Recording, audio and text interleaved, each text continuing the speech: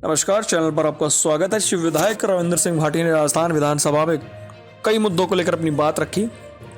उसके बाद मीडिया से बाहर बातचीत करते हुए उन्होंने कहा कि 45 साल पहले चौहटन के एक परिवार के जो एक सदस्य हैं, जब राजस्थान के इस पश्चिमी इलाके में जो कि बॉर्डर पर पड़ता है, तो भारत पाकिस्तान बॉर्डर पर 45 साल पहले फेंसिंग नहीं थी, यानी तारबंदी नहीं थी।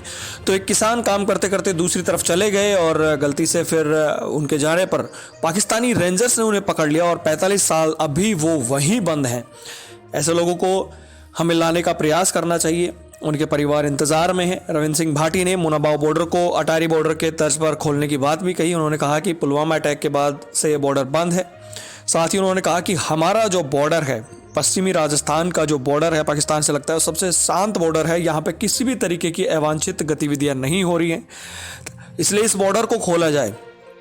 रविंद्र सिंह भाटी ने कहा कि थार एक्सप्रेस जो चलती पहले, वो थार एक्सप्रेस बंद होने से जो लोगों का आवागमन है वो बंद हो गया है। लोग आराम से आ जा सकते थे पहले, क्योंकि दोनों तरफ के लोगों की रिश्तेदारियाँ, उन्होंने कई समाजों का नाम लिया कि उनकी रिश्तेदारियाँ बॉर्डर के इस पार पड़ती हैं।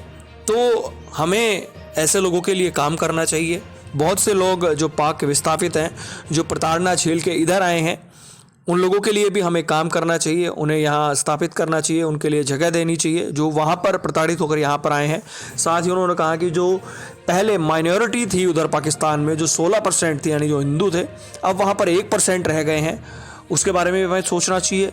रविंद्र सिंह भाटी ने बहुत सारे मुद्दों को लेकर अपनी बातें मीडिया के सामने रखी और कहा कि विधानसभा में हमने स्थगन भी लगाया है कि मुनाबाव बॉर्डर को खोला जाए, और जो प्रयास हैं हमें अपने देश के लिए किस तरीके से करना है, अपने देश के नागरिकों के लिए किस तरीके से करना है, उन प्रयासों को लेकर हम आगे बढ़ें। देखिए रविंद्र सिंह भाटी का मीडिया के सामने ये पूरा वक्तव्य। मैं चौहटन के हमारे धनाऊ गांव के बारे में आपको बताना चाहूँगा। धनाऊ गांव के एक भगू सिंह हुआ करते थे। लगभग आज से 45 साल पहले, जब भारत और पाकिस्तान की सीमा पर फेंसिंग नहीं थी, तो वो खेत में काम करते करते उस पार चले गए।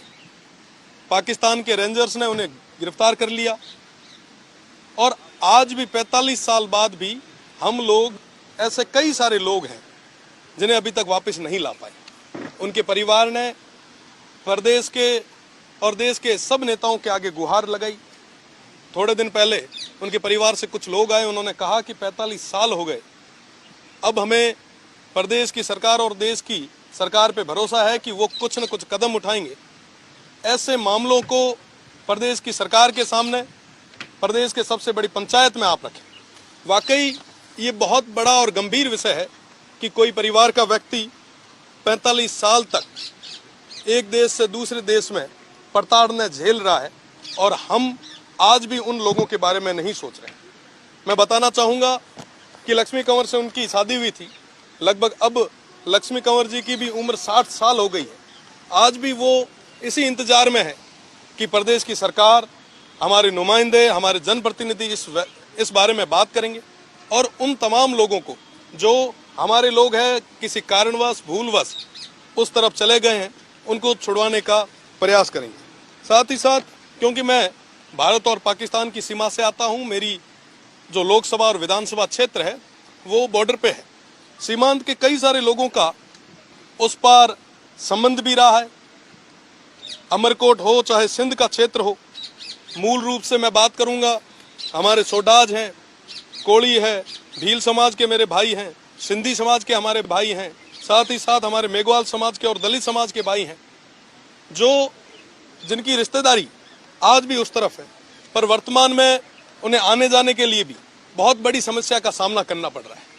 आप देखेंगे कि वहां जाने के लिए, वीजा के लिए इन तमाम लोगों को दिल्ली के कई बार चक्कर निकालने पड़ते हैं, दर दर की ठोकरें खानी पड़ती है। अपने आप में ये बहुत बड़ा एक चिंता का विषय है। आज़ादी के समय पाकिस्तान में 16% हिंदू हुआ करते थे। आज वो संख्या, वो आंकड़ा घटते घटते 1% तक आ चुका है। आज 1% ही हिंदू जो है वो पाकिस्तान में रह गए। साथ ही साथ मैं गुजरात और राजस्थान के 4 लाख उन परिवारों की बात करूंगा जिनका संबंध रोटी और बेटी का उस पार है।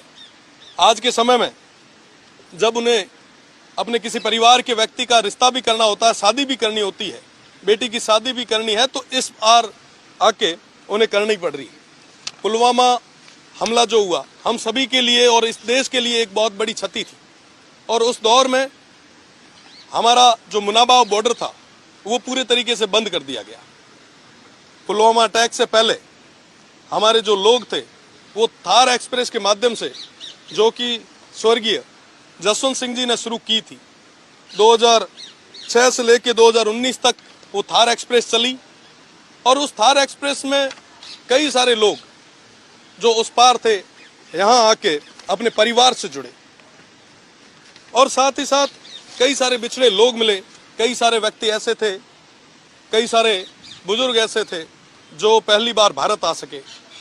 थार एक्सप्रेस की बदौलत पाकिस्तान से कई सारी अस्थियां हिंदुस्तान आ पाई, उन्हें हरिद्वार नसीब हो पाया।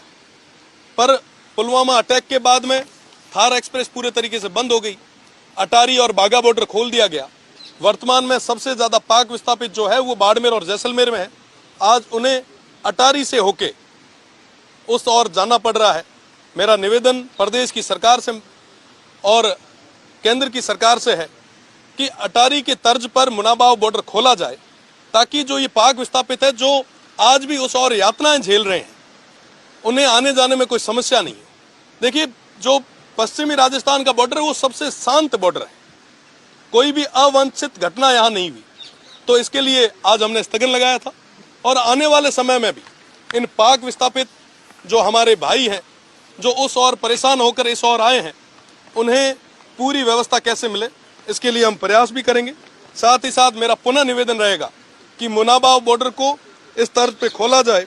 अगर पाकिस्तान अपनी जीरो लाइन तक, थोड़े दिन पहले 15 दिन पहले आपने देखा होगा कि जीरो लाइन तक वो अपनी ट्रेन ले आया है, तो क्यों नहीं हम भी एक ऐसा प्रयास करें ताकि हमारे लोगों को कम से कम समस्या हो। जो पाकिस्तान में प्रताड़ना झेल रहे हैं, क्यों नहीं हम उन्हें अपने देश में जगह दें।